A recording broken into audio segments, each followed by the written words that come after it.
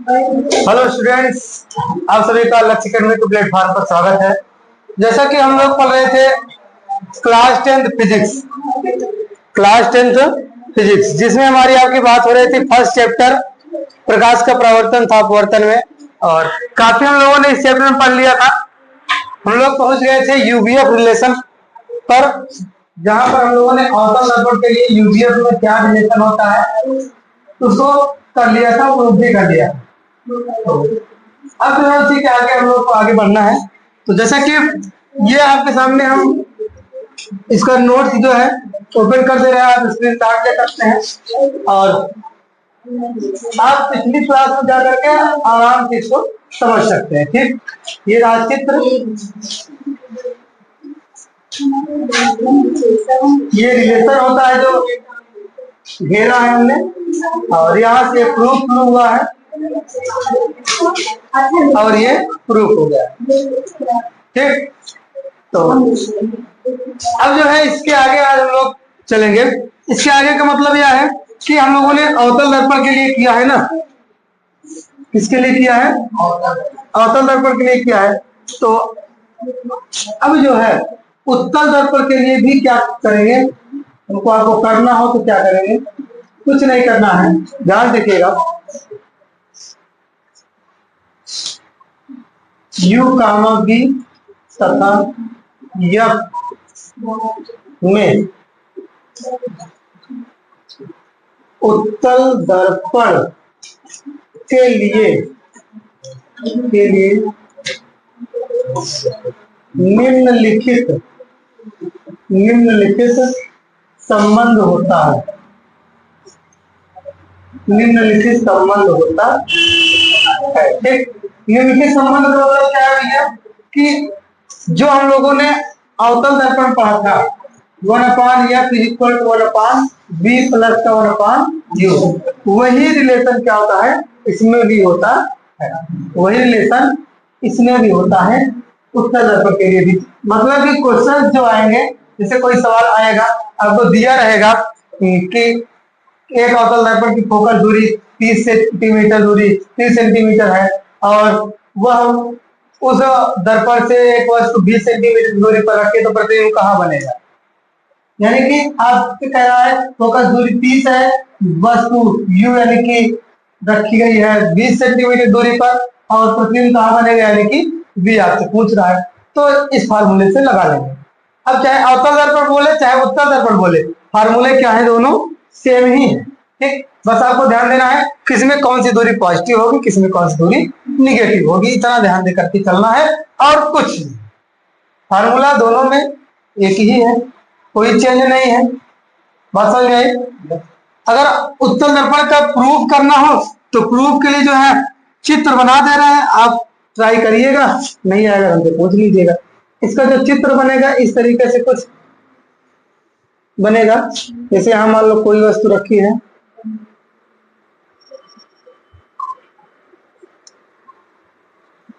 एक सेकंड, कोई वस्तु यहाँ रखी गई है ऐसे। ठीक, प्रकाश किरण ऐसे चली और ये ऐसे दूर हो जाएगी। इसको पीछे की ओर बढ़ाएंगे तो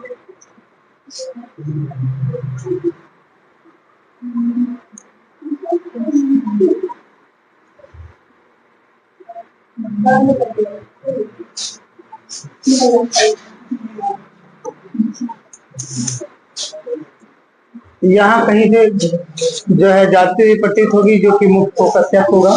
ठीक, ये क्या होगा, मुख्य फोकस F, और दूसरी प्रकाश किरण ऐसे चलेगी और ऐसे लौट जाएगी। यहाँ कहीं वक्र का केंद्र होगा, यहाँ पर कट कर रही है। ठीक, शांत रहिएगा। अगर प्रूफ करना हो कैसे करोगे, ये हो गया AB, ठीक, और ये हो गया A', ठीक। इसको प्रूव करने के लिए क्या करना है आपको, ये वाला त्रिभुज रहेगा पूरा बड़ा ACB, क्या ACB, ठीक, ये त्रिभुज ले लेना और ये A', है, ठीक, आराम से आप कर लीजिएगा। ठीक, और फिर उसके बाद अगर ये एक समीकरण बन जाएगा, फिर उसके बाद आपका जो है अगर बनाओगे तो ये वाला एक त्रिभुज रहेगा, क्या बोलते हैं, ए डैश बी डैश सी तो रहबे करेगा।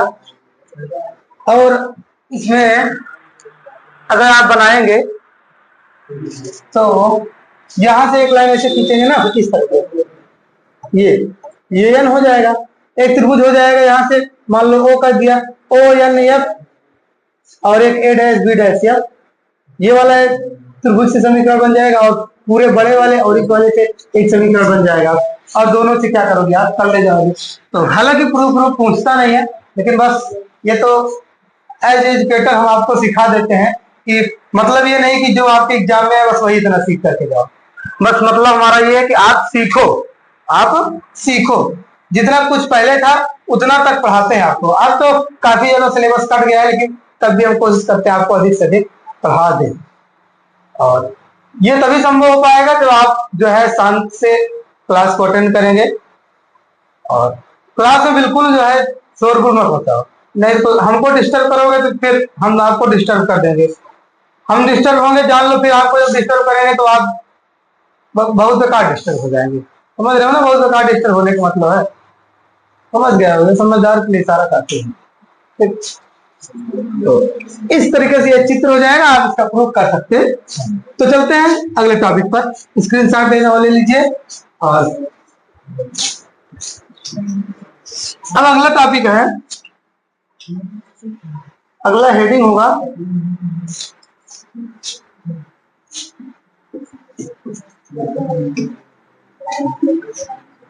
अगला हेडिंग है संयुग्मी फोकस। संयुग्मी फोकस, तो संयुग्मी फोकस है क्या, ये हमको आपको थोड़ा सा ध्यान देना होगा। ठीक, संयुग्मी फोकस है क्या, ये ध्यान देना होगा। इसको एक नाम से और भी जानते हैं, जैसे संयुग्मी फोकस हो गया, या संयुग्मी बिंदु भी बोलते हैं। क्या, संयुग्मी फोकस या संयुग्मी बिंदु। इंग्लिश में होगा कॉन्जुगेट फोकी और कॉन्जुगेट पॉइंट। ठीक, कॉन्जुगेट फोकी और कॉन्जुगेट पॉइंट्स, ये क्या है आपका अगला हेडिंग। ठीक, तो हेडिंग बनाएंगे, समझिएगा, बड़ा इंपॉर्टेंट टॉपिक है, मतलब बहुत बड़ा नहीं है, छोटा सा टॉपिक है, आपको आसानी से समझ में आ जाने वाला है। ठीक, तो ध्यान पहले समझ लीजिए, जैसे एक पॉइंट ए है। ठीक, एक पॉइंट क्या है ए, ठीक, और दूसरा पॉइंट क्या है बी। ठीक, एक पॉइंट ए है और एक पॉइंट बी है। कोई भी वस्तु हमने मान लिया कि ए पर रखा, कहां पर रखा, ए पर। ठीक, तो उसका प्रतिबिंब जो है कहां पर बन गया, बी पर, बाई चांस। ठीक, मतलब कंडीशन है, यहाँ ये वस्तु रखा, ये क्या बन गया, प्रतिबिंब। ठीक, ऐसा हो रहा है अगर, बात हमारे समझिए, कहां रखा, ए पर रखा, बना किस पर, बी पर। तो फिर उसके बाद अगर हम उस वस्तु को क्या करें, उठा लें, कहां से, ए से उठा करके रख दें बी पर, कहां रखें, बी पर। अगर इसका प्रतिबिंब जो है ए पर बन जाता है, ठीक, ये क्या है, अब यहां पर क्या है, ये वस्तु है, ये क्या हो गया, प्रतिबिंब। अगर अब प्रतिबिंब इसका ए पर बन जाता है, तब ये दोनों बिंदु क्या है, एक दूसरे क्या कहलाएंगे, संयुग्मी बिंदु कहलाएंगे, इन्हीं को संयुग्मी फोकस बोलते हैं। बात समझ में, यानी कि यह कैसे संभव होगा, जैसे मान लो अवतल दर्पण होता है। ठीक, इसका ये मुख्य अक्ष है, मान लो हम ए पर वस्तु को रखे, प्रतिबिंब कहां बन गया, बी पर बन गया। ठीक, ये ए है, ये क्या है, बी। फिर कुछ ऐसा हो जाए, क्या, कुछ ऐसा हो जाए कि हम वस्तु को बी पर रख दें और प्रतिबिंब कहां बन जाए, ए पर बन जाए, ये क्या है, बी है, ये क्या है। अगर ऐसा हो जाता है तब ये दोनों बिंदु क्या कहलाएंगे, एक दूसरे के संयुग्मी बिंदु कहलाएंगे, संयुग्मी फोकस कहलाएंगे, कॉन्जुगेट फोकी और कॉन्जुगेट पॉइंट्स। ठीक, किसी भी स्टूडेंट को कोई समस्या होगा बोल सकते हैं, नहीं है, तो अगर इसको लिखना हो तो कैसे लिखें? अच्छा, अगर कोई मतलब एग्जाम्पल की बात करें तब क्या होगा? क्या ऐसी कोई कंडीशन संभव है? आप याद करें, हमने आपको पढ़ाया है अवतल दर्पण द्वारा प्रतिबिंब का वर्णन में 6 कंडीशन पढ़ाया है। उसमें से एक कंडीशन है, जब वस्तु अनंत पर होती है उसका प्रतिबिंब मुख्य फोकस से पर बनता है, और जब वस्तु को फोकस पर रख देते हैं तो उसका प्रतिबिंब अनंत पर बन जाता है। ऐसा कंडीशन आप लोगों ने पढ़ा है। तो अवतल दर्पण में क्या होता है? अनंत पे थी तो एफ पर बना, एफ पर रखे तो अनंत में बना। तो ये दोनों पॉइंट्स क्या होंगे? एक दूसरे के संयुग्मी बिंदु कहलाएंगे या कॉन्जुगेट पॉइंट्स कहलाएंगे। ठीक, किसी को दिक्कत बताओ? नहीं ना? तो इसको अगर लिखना हो तो कैसे लिखोगे?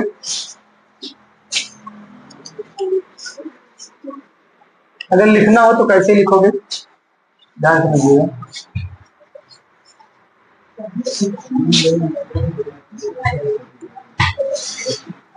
दर्पण के, शांत रहिएगा, दर्पण के मुख्य अक्ष पर, जो मक्खियों के जैसे भनभनाने लगते हो ना, मार खाओ किसी दिन। दर्पण के मुख्य अक्ष पर स्थित ऐसे दो बिंदु, ऐसे बिंदु जिसमें से किसी एक बिंदु पर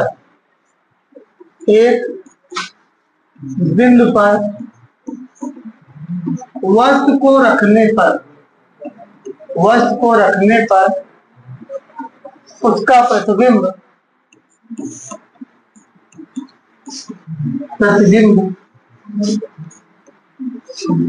दूसरे बिंदु पर बने तो ऐसे बिंदु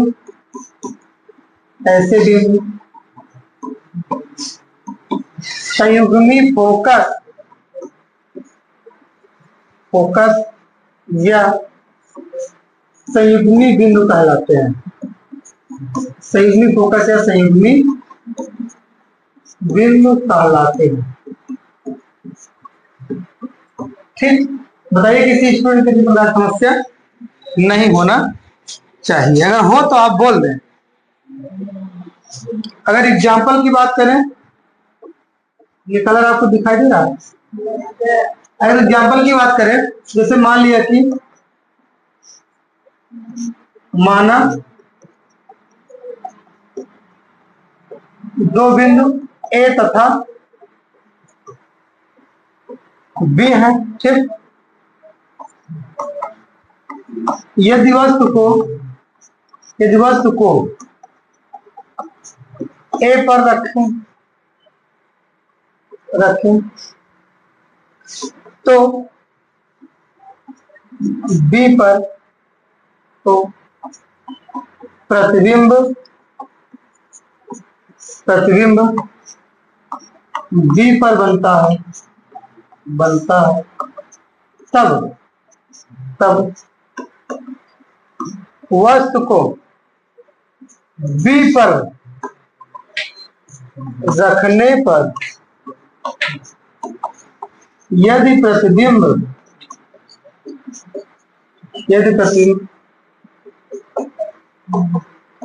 ए पर बनेगा तो ये ए कामा बी बिंदु संयुग्मी बिंदु कहलाएंगे। संयुग्मी बिंदु कहलाएंगे।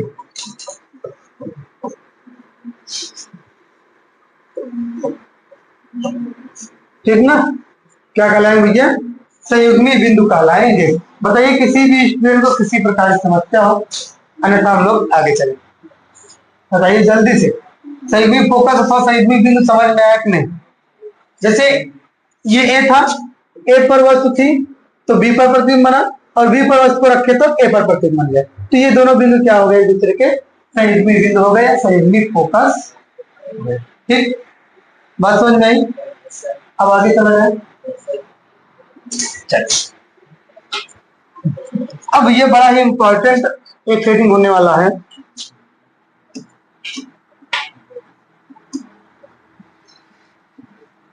रेखीय आवर्धन। क्या? रेखीय आवर्धन, लीनियर मैग्निफिकेशन, लीनियर मैग्निफिकेशन। देखिए रेखीय आवर्धन है क्या, थोड़ा सा बात समझिएगा आप लोग। रेखीय आवर्धन,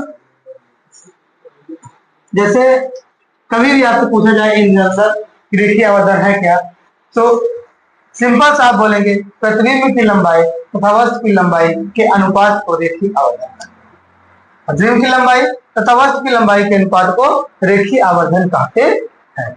ये एक सिंपल सी बात है, यही परिभाषा भी है, कुछ अलग नहीं लिखेंगे, यही लिखेंगे।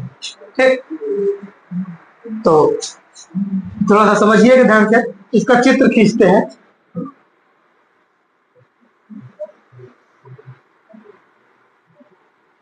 इसका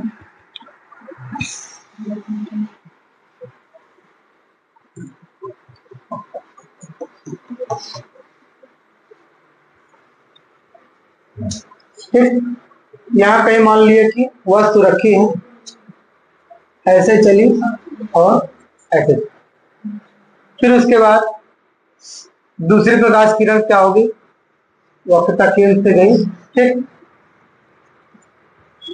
और ये तो इसमें हम मान ले रहे हैं एक किरण ऐसी खींच रहे हैं, एक किरण को तो समझ रहे हैं इस तरीके से, ये काम प्रूव करने के लिए किया जाएगा। अभी ये जो फार्मूला है उसको प्रूव भी करेंगे।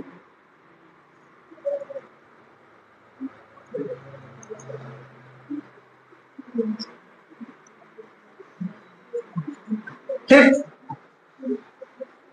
ये थोड़ा सा सही स्पेस कहलाई।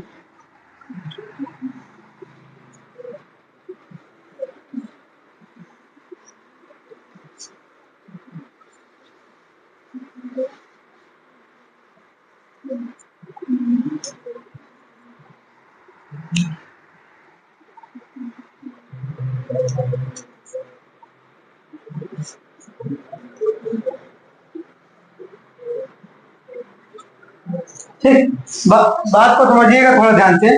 इसमें बस इसको एक लाइन ऐसे खींचा है प्रूफ करने के लिए, ठीक, क्या करने के लिए, प्रूफ करने के लिए। इसको जो है हम लोग प्रूफ करेंगे तो उसमें जो है हमारा आपका यूज होने वाला है। अब देखो यहाँ पर कट किया तो ये क्या बन गया, प्रतिबिंब। ये या तो था, ये सी था, तो ये हो गया ए डैश, ये क्या हो गया बी डैश, और वस्तु ये प्रतिबिंब की लंबाई, प्रतिबिंब की लंबाई को y2 से व्यक्त करते हैं, और ये क्या है, a है, ये b है, तो वस्तु की लंबाई को y1 से व्यक्त करते हैं। क्लियर? तो ये जो प्रतिबिंब की लंबाई है ये, और जो वस्तु की लंबाई है ये, दोनों को क्या करो, अनुपात। अनुपात मतलब जैसे प्रतिबिंब की लंबाई ऊपर बटे वस्तु की लंबाई नीचे, यही क्या हो जाएगा, रेखीय आवर्धन के बराबर हो जाएगा। रेखीय आवर्धन को स्मॉल एम से व्यक्त करते हैं। ठीक, रेखीय आवर्धन किससे व्यक्त करते हैं, स्मॉल एम से व्यक्त करते हैं। बात समझ में आई? तो ध्यान देखिएगा।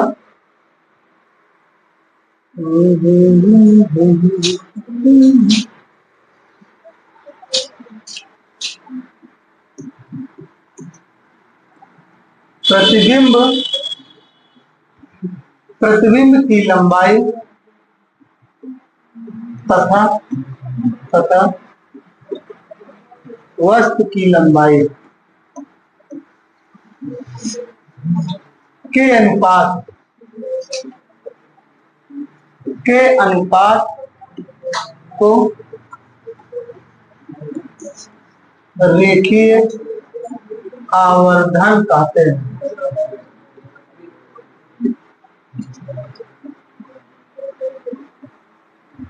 क्या बोलते हैं भैया, रेखीय आवर्धन बोलते हैं।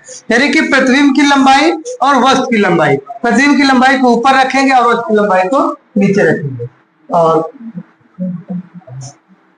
रेखीय आवर्धन को, शांत रहिएगा, रेखीय आवर्धन को स्मॉल m से व्यक्त करते हैं। किससे व्यक्त करते हैं भैया? स्मॉल m से व्यक्त करते हैं। तब